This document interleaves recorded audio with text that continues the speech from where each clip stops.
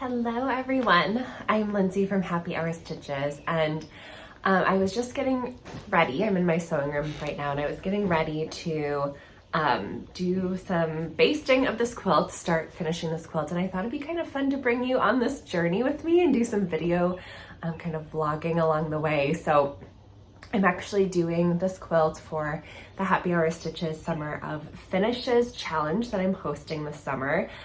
So for those who don't know, the video description will have a little more info for you, but basically this is the second year we've done it, and every summer, every month during the summer, we'll pick one unfinished quilt top to finish, and then I have kind of a rough weekly schedule to follow, and then we end the summer with 3 finished quilts, and it's just kind of like a fun support group. I have lots of tips and tricks to share along the way, but I thought I'd bring you on this journey with me as I finish this quilt. So let me kind of share my quilt for June.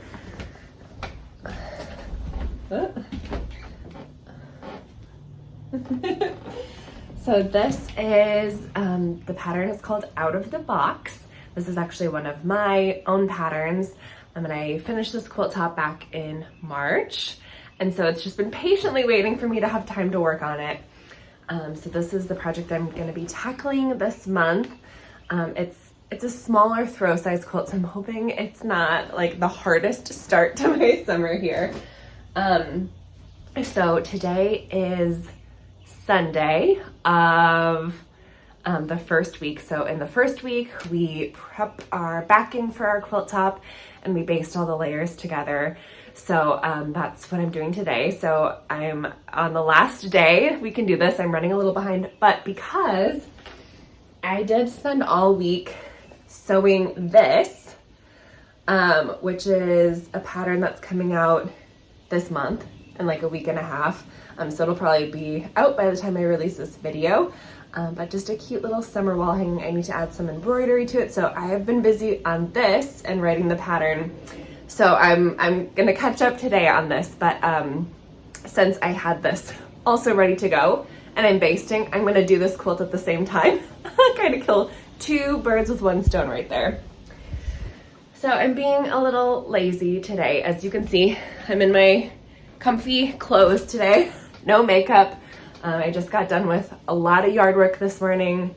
Every Sunday I volunteer at the animal shelter, so I have been running around like crazy. So I just started a load of laundry, and I'm hoping by the time the laundry's done, I will also have this done. But I'm just feeling kind of lazy about it, so I'm going to show you what I'm doing for backing and batting. So I have a package of batting that I've had for a while now. It's from Missouri Star. It's Quilter's Best Blend. I've actually never tried this batting before, so I'm curious to kind of see how it works. But it's queen size batting, and this is a smaller throw, so I should not have to piece batting together, which I love, and then I'll definitely have leftovers to do that smaller quilt. I'm gonna flip you for a second. Look at, so I do actually have a whole roll of batting in the corner over here, which I thought I was gonna be using, but one of my cats has started sleeping on top of it, just in the corner. And so I feel like it just belongs to him for the moment. So eventually I'll have to start using it, but I have other batting available, so I'm gonna use that. And then I'm cheating. I have a bolt of fabric. It's a bolt of teal fabric. Now I will say it's not the most perfect match. It's a little off, a little bit. This is a little more green. This is a little more blue, but this quilt has scrappy teals. So this quilt has the same yellow and orange throughout the quilt, but then I have scrappy background and some scrappy teals. So I think it'll be fine. It's fine. It's just the backing. It's not a big deal.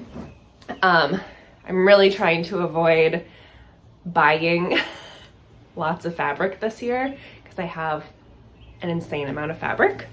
So I obviously have bolts of fabric here. Over here, this is like full to the brim of fabric.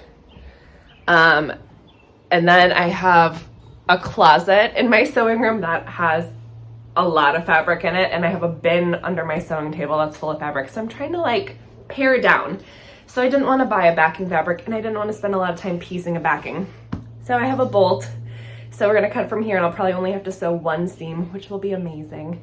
So I'm gonna give everything, this has been folded up in the closet for a while, so I need to give this a good press. And then I'm gonna start cutting things. So I am gonna show you my process for this.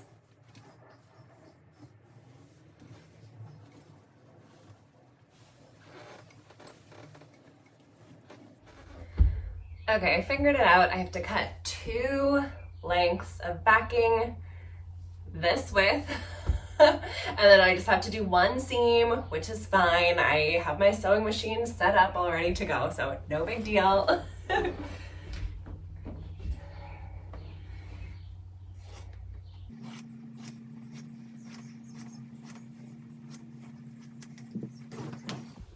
Okay.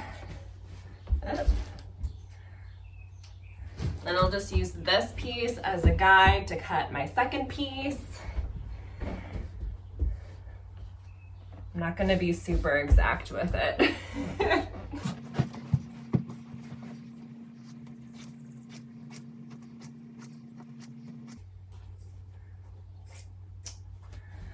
Okay, let's piece these together. Okay, I do want to start with a straight seam when I sew these pieces together though. So I'm sewing 2 of the selvage ends together. So I'm just gonna square up that one side on both pieces so that I have a straight line to follow when I'm sewing. So when I sew my backing pieces together, I like to use a 1/2 inch seam. That way, if the fabric does start to ravel for any reason, it doesn't pull out of like a 1/4 inch seam and cause problems. So I'm using a larger seam allowance for just the backing here. Okay, now I have my backing on my ironing board. Because the backing fabric was on a bolt, I did not iron it before I pieced it. Normally I would if it had been folded up, but because it was a bolt, there's only these crease lines right where the fold was in the bolt. So I think I only have 2 of these in this quilt, and then I'll press the seam. So I'm just gonna give this a quick press. I know that some people swear by pressing their backing seams open just to help with bulk, but I hate pressing seams open. So I'm gonna press mine to one side. I don't really care about bulk that much. My sewing machine, I have the Singer heavy duty sewing machine, so it handles bulk pretty well. So I'm not gonna worry about it. So you do you when you're doing your quilt tops. Okay, let's do our batting now. It actually just started raining here, which is amazing. It was supposed to rain all day yesterday here and it didn't, so I didn't water any of the plants in my garden. So I went out today to water everything because they were thirsty, and every time I water it rains, so I should have seen that coming. But I'm not gonna complain. I enjoy it. We have the windows open, it's beautiful weather. I'm gonna enjoy it. Ooh, this batting feels really soft. I didn't know what to expect from it. It kind of reminds me of Warman Company batting, like that nice cotton batting. It's very thin, it's very flexible. I think this will be really nice to quilt with, so that's great news. Okay, when I do my quilts, if I'm sending it out to get long-armed, I follow all the right rules. You know, the at least 4 inches on all sides with your backing and batting for quilting purposes. But when I'm quilting it myself, there's times I get really tight just to save on supplies. So I'm actually gonna use my quilt top here as a guide to cut the batting, and I'm gonna see how close I wanna take it, maybe just like an inch or 2 outside.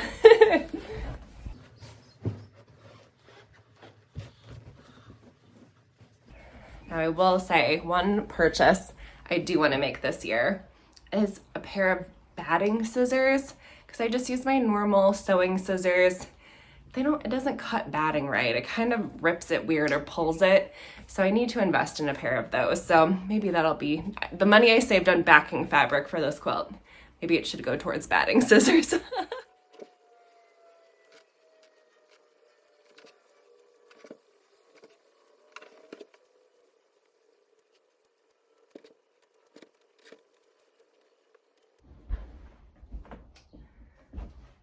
Okay, don't forget that I'm doing at the same time this quilt too, so while I have supplies out, I'm actually adding embroidery to this. So I'm just gonna cut the batting for now because I do embroidery with just a layer of batting and do it that way, and then I'll do the backing on it. So I'm just gonna get the batting cut since I have all the supplies out.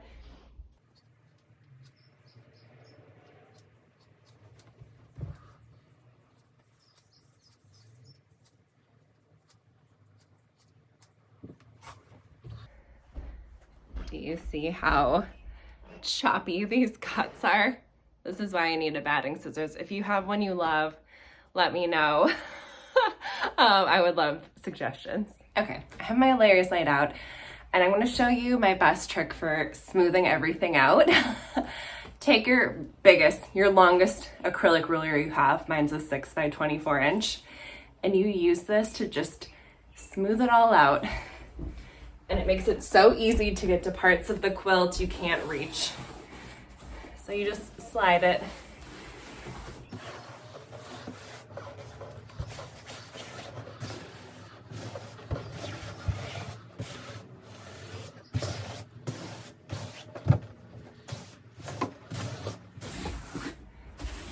There you go. It's wrinkle free. Okay, and now I'm gonna pin baste everything. So I have a big container full of all my curved pins. If you don't know what they look like, they are just safety pins. They have a curve to them, so it makes it easier to glide through all the layers as you baste it. And I start in the middle, and I'll work my way out. And I try to put pins every, I'm gonna say 3 to 4 inches. When I put my hand down on the quilt, I like to be touching at least a few pins. So that's kind of how I do it. I'm actually gonna go switch my laundry out super quick. And then I'm gonna put on an audiobook while I do it. So I'm listening to the Book Club of Troublesome Women from Marie Bostwick. And I'm almost done with it, so I think I'll be able to finish it. I'm listening to it today as I baste. So, whew, I'm feeling a little sweaty here. I can see a glisten on my face, but we're almost done.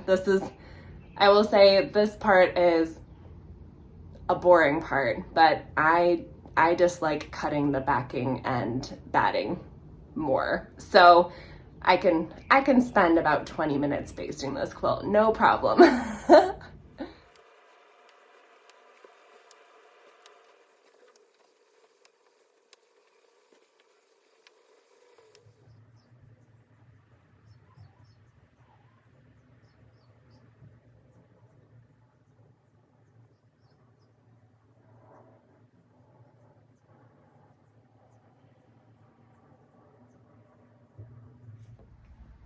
Okay, I have my whole quilt basted now. That actually didn't take very long at all.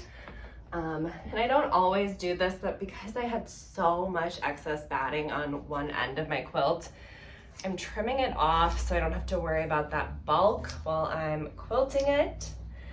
So we're just giving it a little trim here. And then I'll probably this is quite a bit of fabric left, so I'll probably wrap it back around the bolt just because it could be backing for a smaller project. And then I'm going to show you how I store my basted quilts as I'm waiting to quilt them. So I'm not going to overpromise on how fast I'm going to start quilting this. Hopefully next weekend I will have time, but I don't want it to get wrinkly while I'm waiting to do that process. So how I store it is I actually just roll it, and I just make a nice little roll just like this, and that just helps prevent wrinkles and it makes it easy to store. And then I'll probably just hang it on my ironing board to keep it all ready to go. But this just kind of protects the quilt, make sure it's not gonna get wrinkly while it's waiting. And okay, I will be back for next steps when I start quilting this. Hello everyone, it's week 2 of the first quilt for the summer finishes, so I'm checking in to share some progress today. Okay, the quilt was basted, ready to go. I'm looking more presentable than last week because life handed me a gift today, and it was that it rained. Usually on Sundays, I spend most of the day catching up on all the yard work, all the housework, everything, but it unexpectedly rained last night, so I have canceled all chores. Because of that, I got some free time, and because of that, my husband also said if I finish shooting a few videos and make some progress on the quilt, we can like go out for like a really late brunch or like get a little appetizer or something out and about. So that's why I'm looking nicer today, because as soon as I'm done making good progress on this, we are out for some fun. So we're dealing in a reward system now to finish quilts, but whatever works, right? Okay, so we're gonna tackle this today.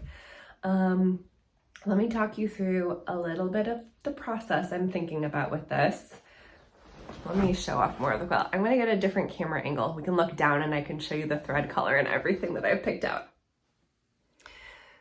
Okay, here's my quilt. Here's the thread color I chose. It matches this yellow pretty perfectly. It's an Aurifil thread color. Yellow is like my favorite color, so it's easy for me to make a choice to go yellow in my quilting. But what I'm thinking about this quilt is that yellow will actually blend better than a lot of other colors, even white or like a cream, because it matches the yellow, it closely matches the orange, it'll blend with the cream, and it actually blends with that teal pretty well. So I actually think this yellow will blend a lot nicer than some other colors I could pick, especially white. So we're going with a little bright pop here. Now, I'm gonna be doing one of my favorite quilting techniques on this, which is freeform wavy quilting, like that. And I picked this for a reason. One, this quilt is really geometric, like it's very blocky, angular.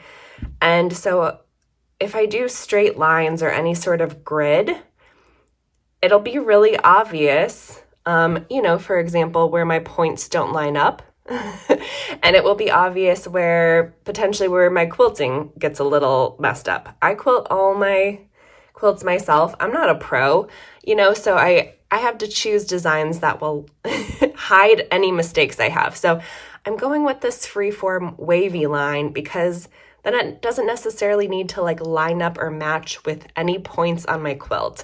So it gives me a little grace as I'm sewing. And I think it'll add a really nice texture and just another element to this blocky quilt.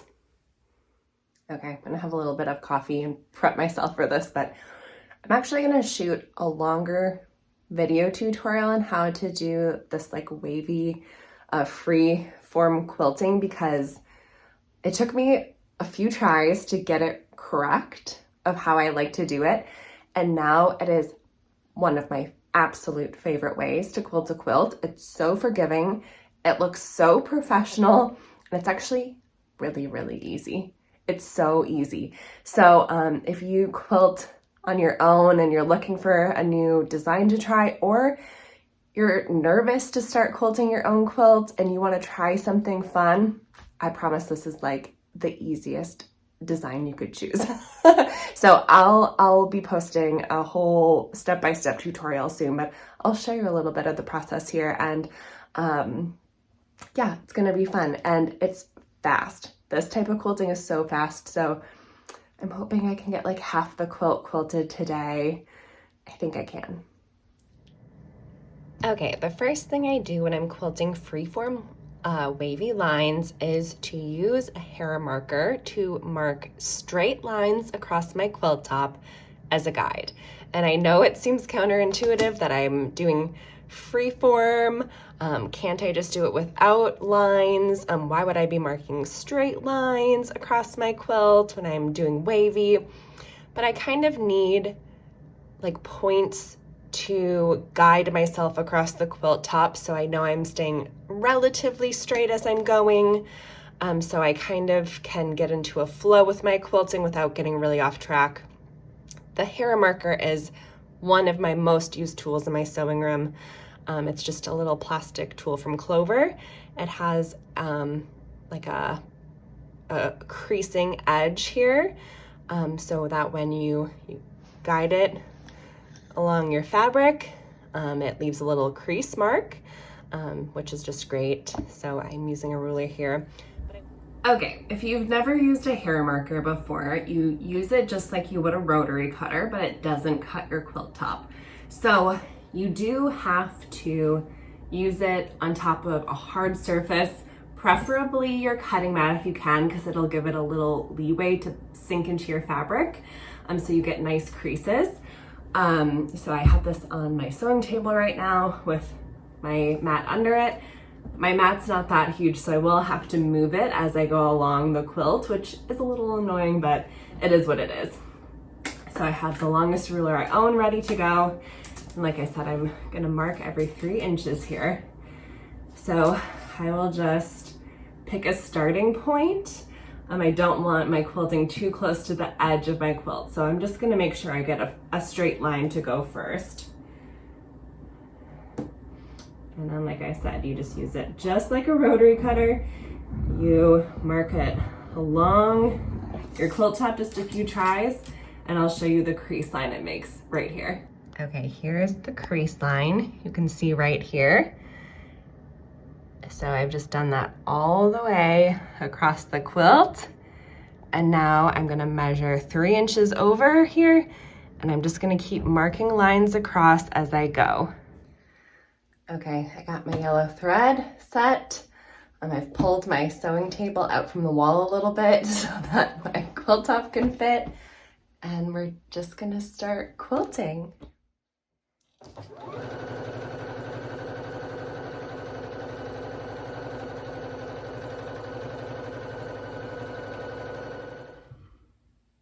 So, unpopular quilty opinion. I don't use a walking foot when I quilt. I have in the past. I've tried it. I own one. I own one for 2 machines I have, and I don't like using it. I don't think it makes a big difference in my quilts. I think it's kind of tedious. So I just don't use one anymore, and it works fine. So this is just your reminder that you don't always have to do what the rules are or what the quilting police say. Do what works for you. And as soon as I have done that, it made finishing my quilts easier and more enjoyable for me. Okay, I got about 1/4 of the quilt quilted, which is all I marked today.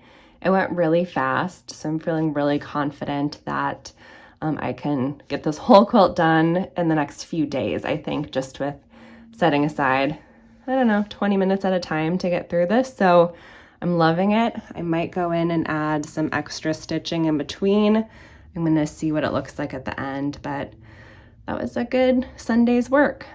Okay, it's a week later and I'm back to finish machine quilting my quilt today. It's Saturday, it's 100 degrees outside. I worked in the garden today about an hour and a half.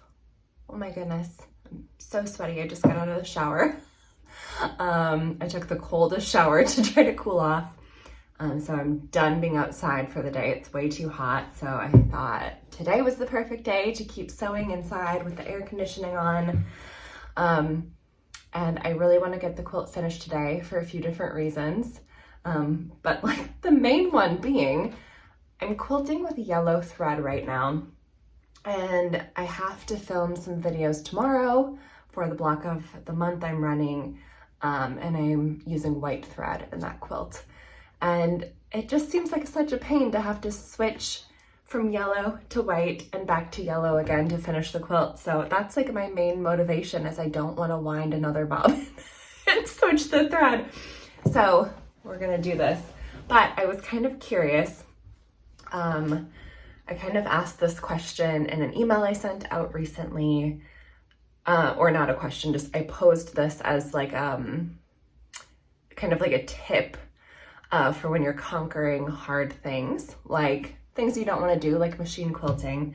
A tip I've used in the past is to time myself doing the task, because a lot of times we build up these tasks we don't want to do in our head, like, oh my gosh, machine quilting this quilt, it's gonna take me 5 hours. I don't have that much time. I'm so busy right now. But in actuality, when you time yourself, you realize it doesn't take that long and you're putting it off for no reason. And it's kind of a way to like help like the mental hurdle of starting projects you don't want to do. So I kind of put that out as a challenge to everyone. So I'm kind of curious. Let me show you where we are at in the machine quilting process here. It's probably hard to see, but I have quilted from here to here. It's about 1/4 of the quilt. So here's the rest of the quilt. It's not a huge quilt, so I've quilted about 1/4 of the quilt. So just like, how long do you think this will take to quilt the rest of the quilt, which includes I have to mark some lines on it. I have to do the actual quilting process. I'm curious what you guys think. I am guessing half an hour total. I might be a little bit on the low side, but I'm gonna stick to 30 minutes. I'll time myself here, and I would love to know what you think, and I'll report back when I'm done quilting, and we'll see how accurate I was. Okay, I started at 12:15. I just got done marking the entire quilt. It's 12:24, which means that took me 9 minutes. So now we're gonna start quilting and we'll see if I can hit my half-hour goal.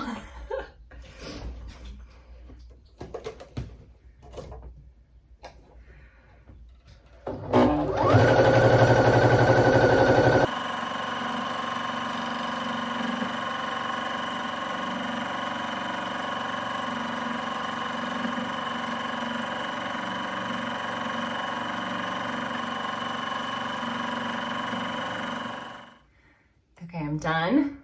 I'm taking out the last of the basting pins here, and let's see what time it is. Okay, it's 12:46. That means I did 31 minutes. I was very close. I bet if I didn't have to mess with the camera and get it set up, I would have been exactly at half an hour. So that's the nice part about starting to time some of these tasks, is I knew exactly how long I thought this was going to take. I had a half hour in my day to spend on this before I'm going to eat some lunch, and now I have a finished quilt top. So I'm gonna square this quilt up right now, cut off the excess, and I might try to find binding fabric. I don't have a plan for the binding yet, so I might try to get that sorted out today and get a little jump start on our next week of the summer finishes, the binding step.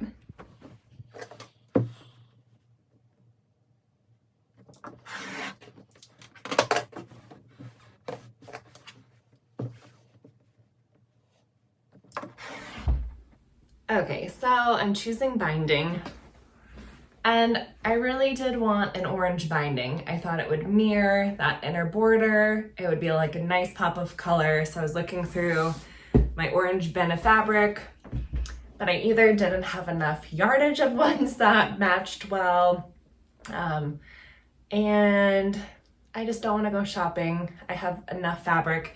So I usually have like a black and white stripe on hand, and I just think black and white is like classic binding.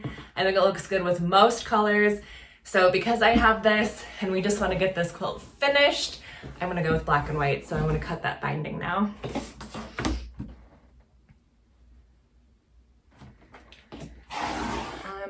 Let's chat while I'm changing from my yellow thread to my white thread, which I had to do for shooting videos tomorrow anyways. But if I'm working with black and white binding, I just want to go with the white thread. Now, if you're looking for a great black and white stripe binding, this is like the one I buy. It is from Riley Blake. It's one of their basics. It's from their Stripes Basics collection, and it's their black and white eighth of an inch stripe. So that's like my favorite one. That's the one I've been buying for a long time. So check it out if you're looking for a good stripe. What I particularly love about it is, I'm gonna have to get a scissors to trim this thread. Okay, what I really love about it is Riley Blake does most of their stripes with a fabric. So when you cut them, you get stripes vertically, which means that it just makes really good binding. And I don't have to do any extra thinking when I'm cutting. So highly recommend. Okay, things are almost done here. Okay, and here's a tip for you. If you're not chain piecing your binding strips together, you're missing out. That's how I do it, and it's so easy, and then I just clip all the threads at the end.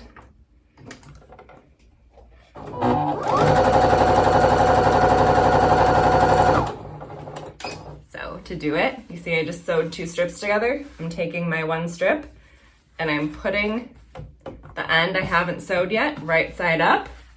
I'll take another strip, put it right side down, and just keep sewing.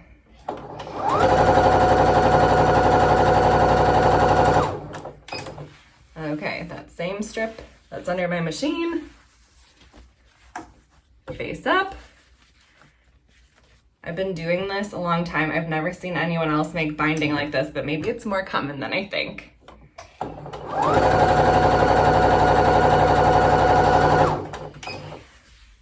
Okay, I'm at my ironing board. I'm ready to press my binding strip, but I wanted to share one of my favorite tools. So this is from Quilted Hearts. It's called Binding Ease, and it's like a silicone mat that you just set on your ironing board, and it can withstand all the heat from your iron. So you just leave your iron sitting on top of it while you pull your binding through, and it makes the binding pressing step so much easier. Let me give you a closer look. Okay, how it works is I'm just gonna take the end of my binding and I'm just gonna fold it in half like I would, and then you slip it through these little tabs like that. And then you can just take your iron and you can just set it down on it just like that. And then you pull with one hand, and then with your other hand, you just kind of keep it folded in half, keep it nice and even. And look at how easy that is. It's one of my favorite tools. I just feel like it makes this step go so much easier. So I will, if you're interested in this, I can put a link in the video description. They come in different colors, I think. So I just think it's a fun addition to your sewing space if you just want to make the binding step a little more enjoyable. So when I sew binding on, I fold under like 1/2 inch of one edge and then sew it on. I don't do continuous binding because I find it a little tedious. But because I use this method, there's like a little bulk in the binding where the 2 ends meet. So I try to hide that as best I can. So I usually choose to start binding, here's the corner of the quilt, like in a lower third of the quilt, to just kind of like make sure that little bulk is out of the way.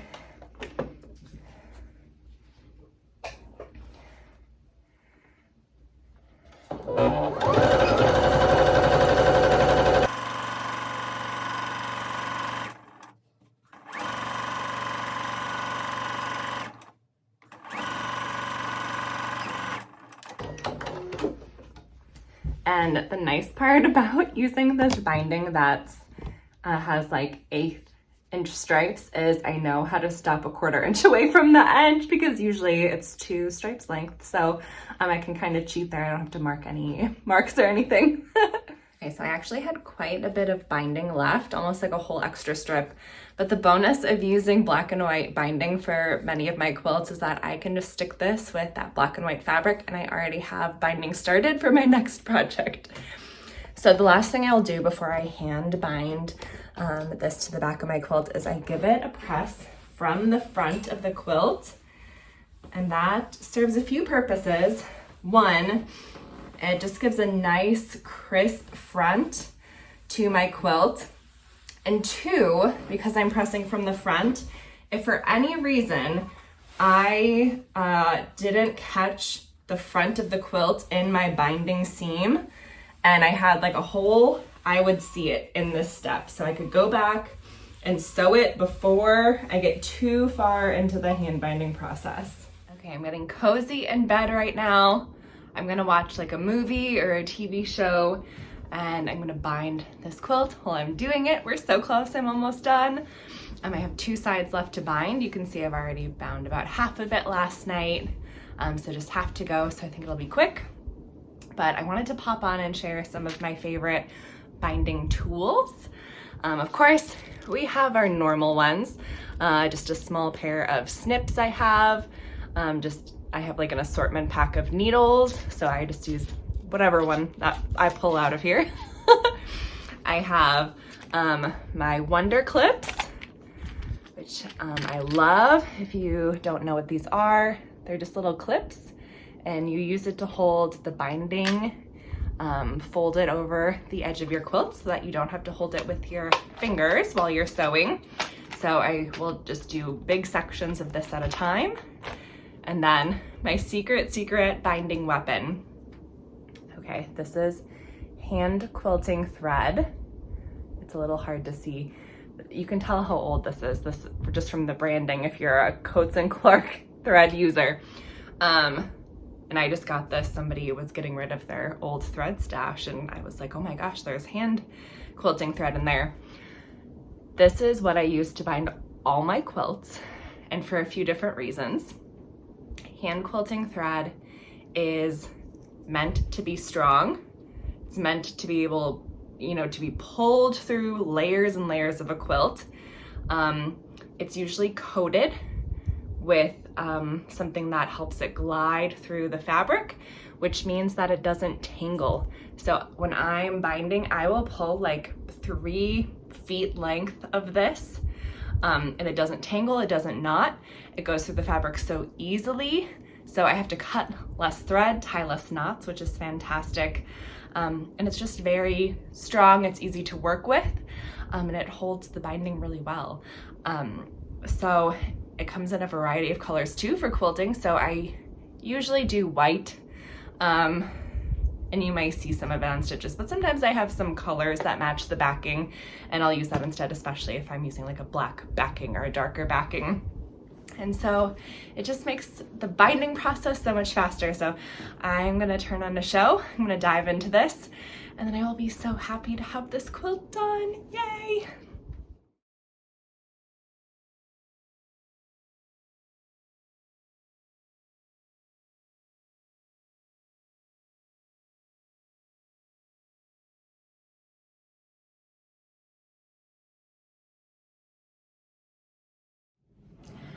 Okay, it is grand reveal time. I finished this quilt and it's ready to share. Woo! I just love it. It's a smaller throw, as you can see, so it's like the perfect summer quilt. Just pack this in the car, bring on picnics, bring for sitting outdoors. It's awesome. And it's hard to see the quilting, maybe on the back better. But I do love this wavy quilting. Perfect for summer, it was so easy to do. I love the colors of this quilt, and I'm so happy to have this quilt finished. So thank you so much for following along as I shared about the journey of finishing this quilt. I'm happy to answer any questions in the comments about it. And if there's anything else you want to see in future videos, let me know. I might film a few more kind of vlog style videos of me finishing a few other quilts since I have a few more tips to share. And I just love chatting and getting to know each other. So yeah, so one quilt done for the summer. I'm hoping to get 2 more done. I'm actually headed on vacation tomorrow. So I'm gonna be away from my sewing room, taking a little break, but then we're gonna dive back into finishing some projects when I'm back. Okay, I'll talk to you all soon.